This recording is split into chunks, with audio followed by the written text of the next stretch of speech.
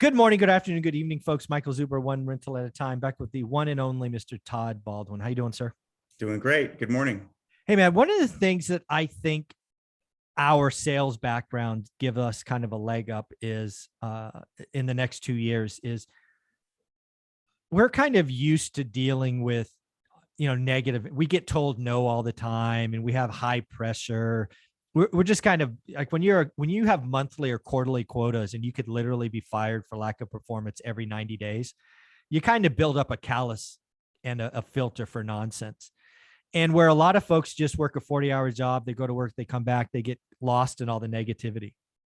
And I have to tell you, if you're in the real estate game, Todd, we are going to see at least 2 years of daily negative headlines. Right? For example, today, housing starts, crash 17%, permits down 7%. Yesterday, negative retail sales 0.3 when they were expected to be 0.2. Fed rate hike, first time since 94, 70. It's going to be bad, negative headlines.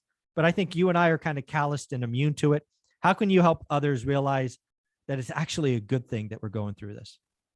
Yeah, well, crashes are really good for investors because what it means is your favorite store is on sale or Yeah. having a sale, whether your favorite store is the MLS or the S&P 500 or whatever, you can buy it for cheaper than it was yesterday. So that's awesome. Yeah, rejection doesn't matter to guys like us because you're in sales. You literally, when I started in sales, my quota was to make 100 phone calls a day with the expectation that I set one meeting a day. Literally 99 people would say no to me. Wow. That makes you very, yeah, as you said, calloused and seasoned, where it's like, yeah, a no doesn't matter to you. And this negativity, we can just brush it off and we can move forward and do what we need to do. Yeah. The other thing I have is a mental hack. It'd be interesting to see what you think of this one, but this really paid off for me from 2009 to 2013, 2014 is every negative headline. I told myself there goes 2% of my competition. Because most of my competition, I'm very clear about it, is owner occupants. And they're 60 some odd percent of 68, 67% of the market. And when they see negative headlines, they retreat. And I'm like, good, there goes 2%. And then again, you keep whacking 2%. Pretty soon you're buying stuff out of the MLS for land cost. And it was amazing. So I think that's going to happen again. What do you think about that mind hack? I think it's a great way to look at it. I think people are getting scared. And it gives an opportunity for those of us who are not fearful, because you do some really dumb stuff when you're scared. Oh, yes. Yeah. And if you can just be poised and, just ride it out and sit through it and not jump off the roller coaster halfway through the ride, you're going to do just great. And so, yeah, I think, anytime there's mass hysteria and panic and all this stuff, if you're cool, calm, and collected, you're going to ride the wave and you're going to come out better than before. Yeah. Something I haven't asked any of my guests yet, I'm going to ask you for the first time and may run this through all of them, is I think we are in the beginning of this bear market crash, whatever you want to call it, S&P, real estate, whatever it is. I'm going to turn it into a baseball game because most people understand baseball games. Most baseball games are 9 innings. So if you were going to use that analogy, what inning are we in for this bear market? Are we just beginning? Are we warming up? Are we in the middle? Are we closing this thing out? Where do you think we are? Man, that's a really good question and tough to answer. I don't claim to know when the crash will be over. Right. I would say we're not in the very beginning because we're already in it. Yeah. So I don't think we're in inning 1. Maybe the 3rd inning. I have no idea. Like the Fed can do whatever they want with interest rates. There's no way of predict exactly when things will turn around, but I would say we're more in the beginning of it than the end, but we're certainly not in the very, very beginning. I think that's interesting, folks. I'd love to hear from you. I don't normally do this in my interview guests. Please leave a comment below. What inning do you think we're in? Again, we'll just do 9 innings. No reason to make this extra innings or anything. So what inning do you think we're in? Just leave a comment below, pause the video, leave a comment. Now, when I look at this is something I have thought about. I didn't translate it to innings before. That was just done on the fly. But I've gone back and looked at history, right? The average bear market is 17 and a half months. I've been talking about the 1970s. The 1970s had a bear market of 20 months. When you look at the S&P and the Dow, right from peak to trough was 20 months, and then nobody touched stocks for 10 years. So I think you're right. I mean, before I asked, I was kind of penciling the third inning as well. It certainly has started, right? Arguably, we're 6 months in. Mm-hmm. And again, six months in, third inning, there's 9 innings, you're a third. So yeah, it's kind of 18 to 20 months. That's probably where I would peg it. I will say, I do not think, I think there's a lot more pain ahead. And, when you think about a 20-month peak to trough market, it is excruciating. Mm-hmm. That's why I was hoping the Fed would surprise the market and just kick us in the nuts, get it over with, flush out the rally, put in the bottom, and be over. But they're clearly not doing that, right? They're ripping it off one hair at a time. And it's going to be a long, excruciating. You're going to try to buy the dip, become the dip. So have a shopping list, know your numbers, dollar cost average, but no need to rush, I don't think. Yeah, I agree. Yeah, just be patient. It's hard, especially for young people, to be patient. And I can say this because I just turned 30. So like 2 months ago, I was in my 20s. Welcome to the club. Thank you. Yes. It's really difficult for young people to just be patient, breathe, pick the right stuff, and you don't be hasty. And but if you can just stay through that, I promise you're going to be very happy with the end result. Yeah, it's just tough, right? The Fed has basically tried to skip the recessions that are necessary for the last 10 to 12 years. And if you're in California, you remember our California wildfires from a year or two ago that were just out of control, worst ever.